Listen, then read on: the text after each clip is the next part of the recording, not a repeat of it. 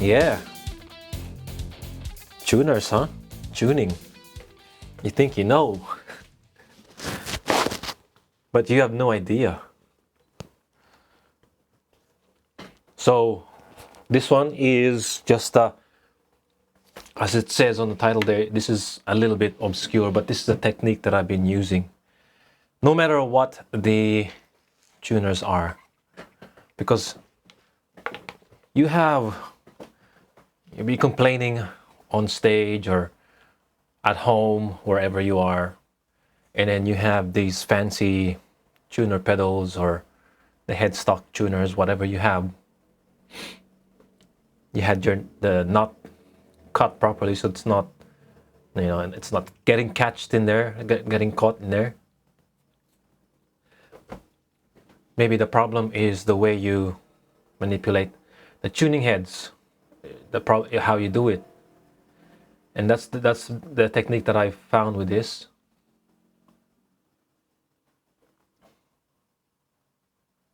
So PRS Custom 22. This one is with the Gen 3 Gen 3 tuning heads, machine heads. Not that it matters, okay? It matters a little bit, but not for this point that I'm trying to make. It's really simple. A lot of you, I see so many people on stage. They're doing this. They're rocking Gibsons. They're probably even rocking PRSs, ESP, and yet they do a lot of tuning on stage. I'm thinking, why is it happening a lot? And I figured, funny enough, I figured this technique out a long time ago, very early on, even maybe 2 years into guitar playing, probably before 2010. Started playing guitar at 2004. But it's really simple, right? Now I'm going to demonstrate on this guitar, but I'm going to find out. Let me turn this thing off, man. This light was for the thumbnail. We don't need it at the moment. I'll be demonstrating it on this guitar, but I have to make sure that there is an untuned string. So we're going to find that out. I might have to adjust my Rev G3 pedal here because I was using my Custom 24 this afternoon. My supposedly bright wooded sounding guitar, the 24, but because of the electronics, it sounds warm, warm tone wood, right? So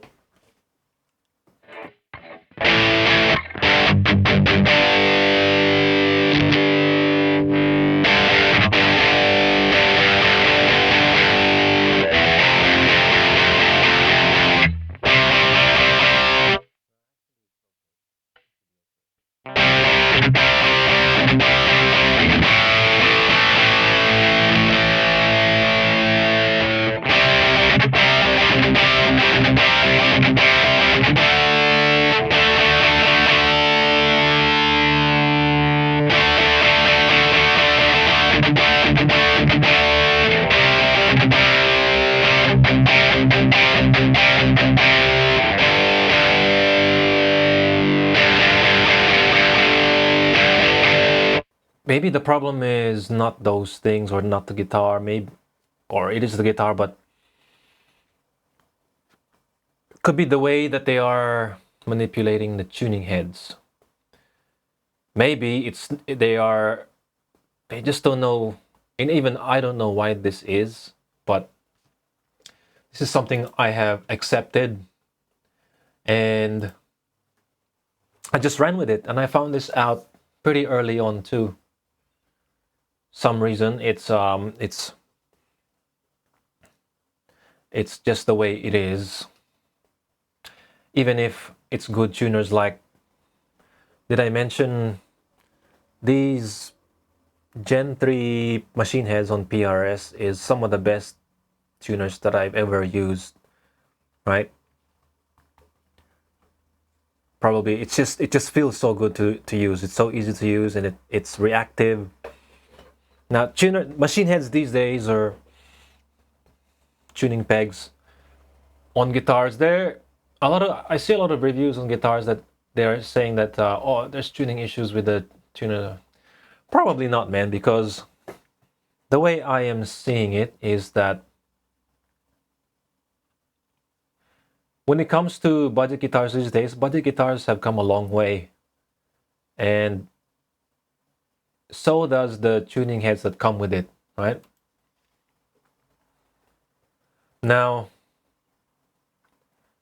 if you buy a budget guitar, your tuning heads are either going to be anywhere from decent to excellent. These are excellent, and I don't know, my LTD, my M1000 has pretty good tuners on there.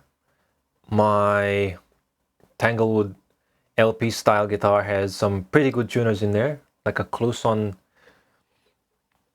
I'm just looking at some of my guitars, and I remember maybe the worst tuning heads that I had, they were still pretty decent.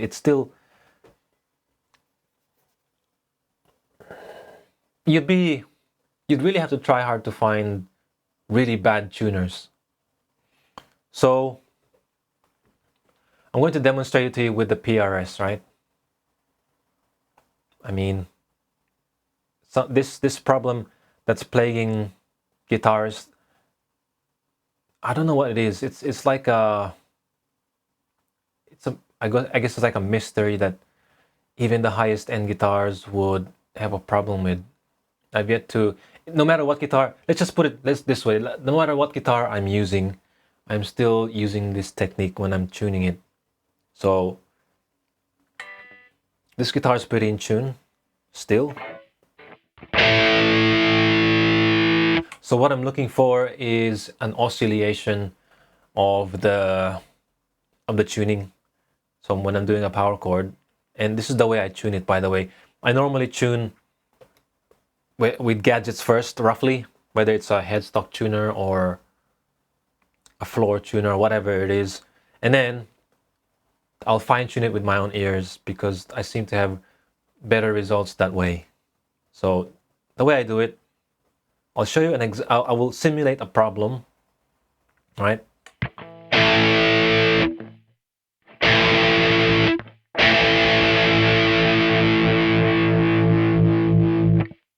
If you hear that oscillation, let's say the string has been roughly tuned using your digital stuff, and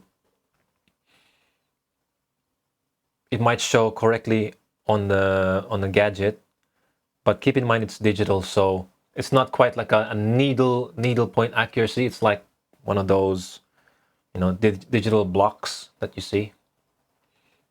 So you can roughly tune it that way. But when you strum a chord, you'll hear it, especially on stage, on loud volumes.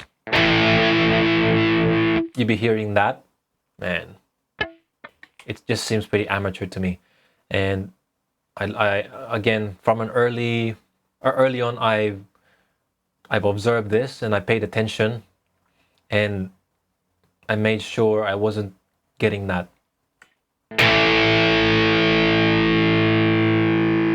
That's what I want. So we test the other strings and we look for something that's out of tune, and then I'll show you this technique, this this secret technique.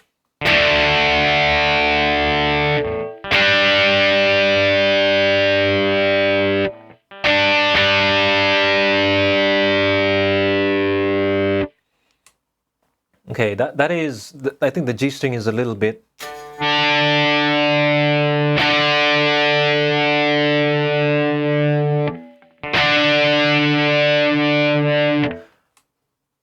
It's a tiny bit sharp.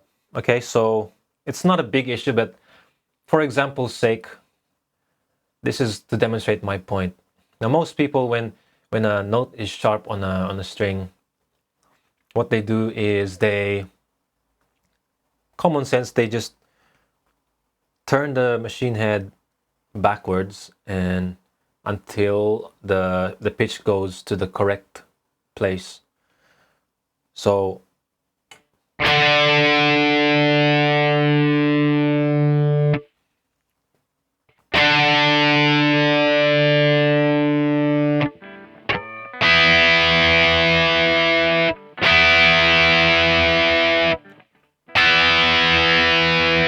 this one, for example, let's try it with this one.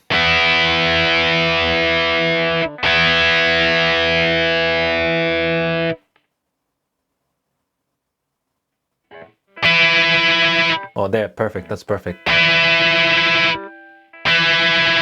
Okay, so that's that's the sharp one. You can even hear it. It's a bit sharp. Perfect example. Now, normally people will just turn it, right? Like I said.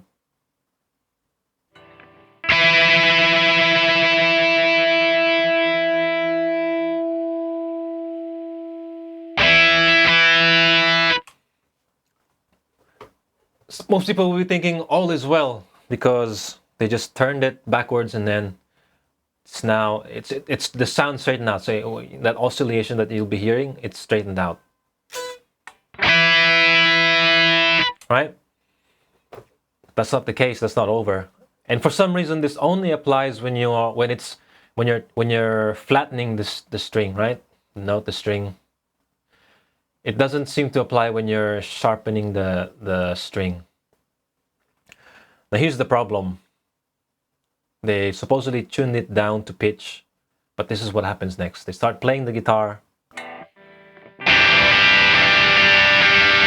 or even making bends.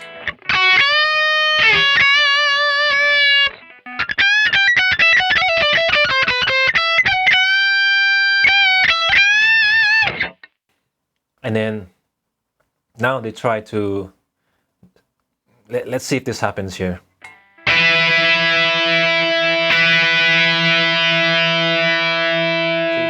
You can hear there was a little bit of oscillation now.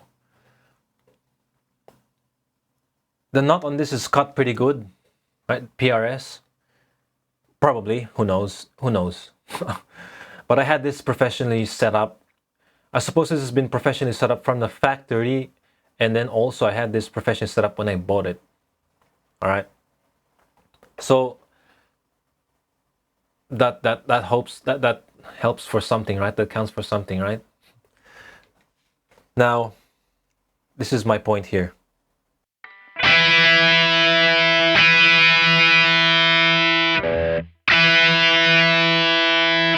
So what I did was I slightly bent the E string up just a tad, right? Ever so slightly to straighten it out. So what I'll do is I'll sharpen the note through the machine head.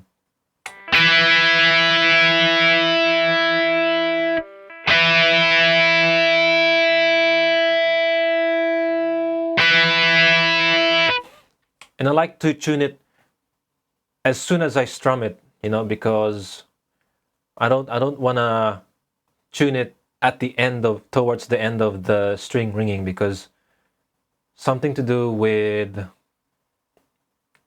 the pitch, I guess. I'm not sure why I do it, but because normally when you play, you only really, just a moment after you hit the string is mostly when it matters, especially when you're strumming, right? You strum it and then you hit it again. So it's only a moment where it really matters, the tuning. Unless maybe you're doing like a long chord.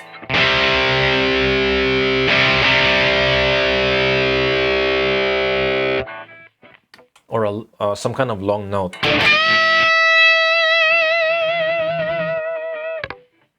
And it's not bent.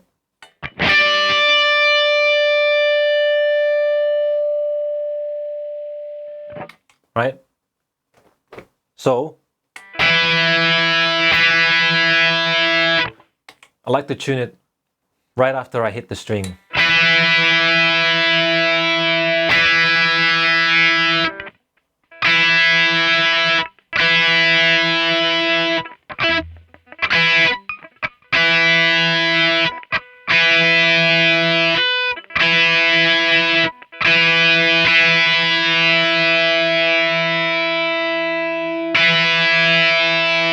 So there, it's pretty good now. So really the main point is when you sharpen the string, right? You tune up, you sharpen it, you just tune it to pitch. But for some reason, when you have to flatten the string, let's say the string is sitting on this note, right? And then you want it to be here. You have to tune it. Sorry, I'll use both hands. You want to tune it here, but the string is here. You don't just tune it down flat like that. You tune it down lower, and then you go back up. That's a phenomenon with machine heads. I don't know. It's something probably to do with the way gears work, just in general. But I have found that that's how it seems to do the trick for me. That's how I've always tuned my guitar. Always. And I've never had any complaints with tuning, stabilities. Nope.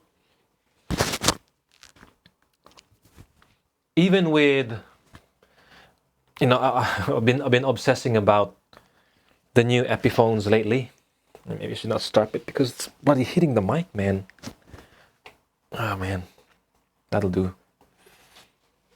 I just like to strap it on, And then as I was saying, I've been obsessing over the new Epiphones. And then I've been looking at, of course, you'd be looking at YouTube reviews, and then I've been seeing people talking about tuning stability. Bro, they're pretty good, man. I mean, they are coming with Grovers, and they are coming with some high quality stuff. Even those budget, obscure branded ones that I've seen around, even going to the guitar shops, some people are saying, oh, the tuning stability is not that good, or oh, I question the tuning stability. And I play these guitars, they're fine, bro. I just use that technique. I don't know what that's called, but the Goldie tuning method or something. Goldie tuning. But it seems to work really well. It's put peace of mind in me that I can pretty much just be handed any guitar, assuming that it's not absolutely dog pile. It'll be fine. If you do that, you're probably gonna be all right. And you're also going to be like me, wondering why people are putting so much attention on the tuning stability of something, and you're looking at the headstock. It's quality tuning heads, and you'll be noticing all these people on gigs, on stage, and then they're constantly, after every song, they have God forbid 10 songs in their set list, and then on top of that they have multiple guitars, and every song, after every song,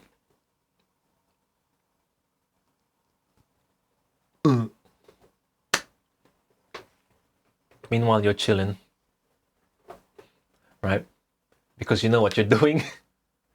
So yeah, I don't know how I found this out, or if I came up with this on my own, just experimenting, because I was a bedroom player for a while too. I started playing 2004 and only really started gigging 2000, I don't know, probably like 5 years after. So I had to know how to solve problems, because when you're on stage, things are urgent. There's no time to be mucking around. So Gen 3 tuners, my Custom 24 has the Gen 2 It's a bit harder to use than these for some reason, but with a little adjustment on the screw there to tighten up the turning, it seems to be working fine now.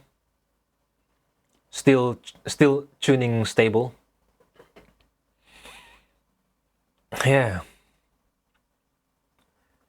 These days, man, tuning heads are pretty good. You don't really have to worry about them. I just remembered I bought a Les Paul that was custom made for me from China, right? And that guitar's gone now. I've sold that because I didn't like the fret job. It was very hard to communicate with them. Probably because their their English is not that good, and they don't know English lingo and things like that. So we couldn't really, communication was a bit hard. Communication was fairly timely, but we weren't quite on the same page. Anyway, I think that guitar came with Cloisonne style tuners, and I think they were still pretty good. I never really had an issue with it. It was fine. Just to make that further point, just to stress that point enough. Modern tuning heads, even the budget ones, they're probably pretty good. You probably don't really have to worry about them. When I'm gonna buy a guitar, I'm not really thinking much about the tuning heads, right? I'll be testing out the guitar in the guitar store. I will be, trying to see if it's in tune so I can test some chops on it and all that. If it's out of tune, I'll just work on it a little bit, and then usually 1 or 2 minutes, it'll be sorted. The tuning will be sorted, right? And it'll be for the rest of the testing of the guitar. The thing that's really gonna be of concern to me when I'm buying a new guitar is the fret work. The fret size, how tall the frets are, what material, and how it looks on the edges, among other things. Usually not the tuning heads. Did I get my point across yet? Okay. I'm not even using a super high quality tuner these days. I could even make do with a clip-on tuner. But right now, the tuner that I'm mainly using is the tuner that comes in the Shure GLXD wireless system, right? I'm running wireless at the moment at home because I just don't want to use cables, man. Even though I'm tethered with this, but that's okay. I like to monitor myself, and I'm playing the guitar silently.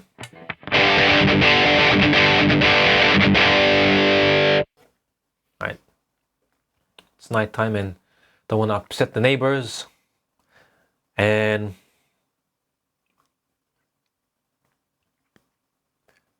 if I'm not using wireless, of course, obviously I'll be plugging the cable, or I'll probably be using one of my, those little bug wirelesses that you plug in there and then you plug the other end there. As a last resort, if I have to use the cable, and I don't have access to, I have tuners laying around. I have headstock tuners. I have a TC Electronic Polytune, all this and that. I don't want to dig them out. I'll just find a song on YouTube, like an E standard or drop D song, and then find the note, and then roughly tune. Let's say I hear a G in there, and then I just match it, right, or a D. I just match it with the guitar, and then I tune everything from that one note.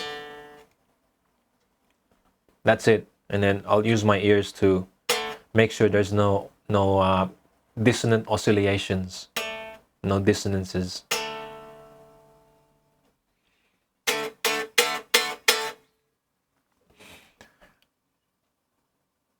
So now that you know about that, just to recap, when you're sharpening a string, all you have to do is turn the knob, turn the tuning peg until it sharpens to the pitch that you want. If you're flattening the string, right? This is the tuning, the pitch that you want. The string pitch is here. Tune lower than the pitch that you want to go, lower than the pitch that you want to go to, and then go back up to pitch. Understand? Simple. It's a phenomenon. I don't know why it's like that. It's like that. I accept it. We accept the rules of the game and we play to win, don't we? Because you're not a dummy, are you? But thank you for listening. I hope this helped you with your tuning stabilities, and hope you have good gigs, better gigs with that. Hope you at least look a little bit less amateurish now because of that. Subscribe for more videos and I'll see you in the next one. By the way, you can also disregard that. You can click the like button if you liked it. You can click the dislike button, obviously, if you don't like it. You can take me with the largest grain of salt you can. Whatever you want to do, man. Okay? Thank you.